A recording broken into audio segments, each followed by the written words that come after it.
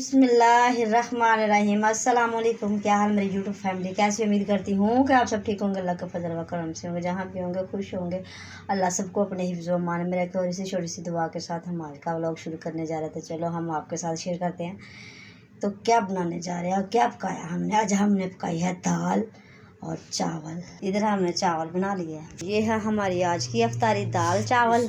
आज हमने कुछ भी नहीं साथ, ना नमक पा रहे थे, ना चने थे, ना हमारी छोटी सी वीडियो थे। और ये है साथ हमने अचार, दाल, चने, चावल।